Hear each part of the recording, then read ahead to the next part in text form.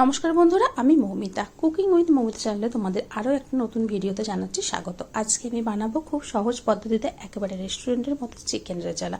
তো চিকেন রেজালা বানানোর জন্য এখানে আমি কি কি উপকরণ নিয়েছি দেখে নাও। এখানে নিয়েছি আমি 400 গ্রামের মতো চিকেন নিয়েছি, মানে 4 থেকে 5 পিসের মতো আমি লেগ পিস নিয়েছি। রেজালা বানানোর জন্য সবসময় এরকম একটু ফ্যাট জাতীয় চিকেন ইউজ করবে, এতে রেজালার ফ্লেভারটা খুব ভালো আসে। মানে চিকেনের ফ্যাটগুলো যখন মেল্ট হয়ে যায় ঝোলের মধ্যে, সেটা খেতে বেশ ভালো লাগে। নিয়েছি 1 চামচ আদা বাটা, 1/2 চামচ রসুন বাটা, কিছুটা জাফরান আর নুন। চিকেন রেজালা যেহেতু হালকা রান্না, যার জন্য আদা রসুনের পরিমাণটা কিন্তু খুব কম দেওয়াই ভালো। দিয়ে দিলাম 1/2 চামচ রসুন বাটা, 1 চামচ আদা বাটা। মানে 4 থেকে 5 পিসের মতো লেগ পিস, এখানে পরিমাণে 350 থেকে 400 মতো চিকেন আছে, সেই অনুযায়ী কিন্তু আমি এখানে মশলাগুলো নিয়েছি। দিয়ে দিচ্ছি সামান্য জাফরান আর স্বাদ অনুযায়ী নুন। জাফরানটা অবশ্যই অপশনাল, দিতেও পারো নাও পারো। জাফরানটা দিলে রেজালার কালারটা ভালো আসে এবং ফ্লেভারটা ভালো আসে। দিয়ে দিলাম 150 গ্রামের মতো সাদা দই।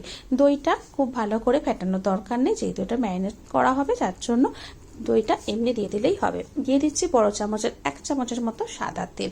অবশ্যই কিন্তু সাদা তেল দিতে হবে, সর্ষের তেল দিলে হবে না। আর দিয়ে দিচ্ছি 1/2 চা চামচের মতো গোলমরিচের গুঁড়ো। এবার এটা ম্যারিনেট করে 1 ঘন্টার মতো রেখে দিতে হবে। এখানে কিছু গোটা মশলা নিয়ে নিয়েছি, সেই গোটা মশলাটাকে আমি ড্রাই রোস্ট করে নেবো। ড্রাই রোস্ট করে এটাকে আমি একটা গুঁড়ো করে রেখে দেবো। এবার এখানে দেখো খুব সামান্য, মানে 1 চামচের মতো পোস্ত আর 1 চামচের মতো কাজু আমি ভিজিয়ে রেখে দিয়েছি। এটার পেস্ট বানিয়ে নিতে হবে। কড়ার মধ্যে দিয়ে দিচ্ছি বড় চামচের 1 চামচের মতো সাদা তেল আর দিয়ে দেবো 1 চামচের মতো ঘি। মানে তেল আর ঘিয়ের পরিমাণটা আমি এখানে সম পরিমাণ রাখার চেষ্টা করেছি, যাতে ফ্লেভারটা ভালো আসে। চিকেনের পরিমাণ যেহেতু কম, সেই অনুযায়ী কিন্তু তেল আর ঘিটা নিলাম। চিকেন তোমরা কতটা নিচ্ছ তার উপরে কিন্তু ডিপেন্ড করছে কতটা তেল আর ঘি ইউজ করবে। আর ঘিটা কিন্তু অবশ্যই দিলে খেতে ভালো লাগবে। এখানে শুকনো লঙ্কা আর গোলমরিচটা দেখো আমি প্রথমে একটু ভেজে নিলাম, নিয়ে এটাকে এবারে কড়া থেকে তুলে নিতে হবে। এ থেকে যখন একটা খুব সুন্দর একটা গন্ধ বেরিয়ে আসবে, তখনই কিন্তু এটা তুলে নিতে হবে। খুব বেশি এটাকে কালো করে ভাজার দরকার নেই। এবার ওই তেলের আর ঘিয়ের মধ্যেই দেখো গোটা গরম মশলা কিছু আমি দিয়ে দিলাম।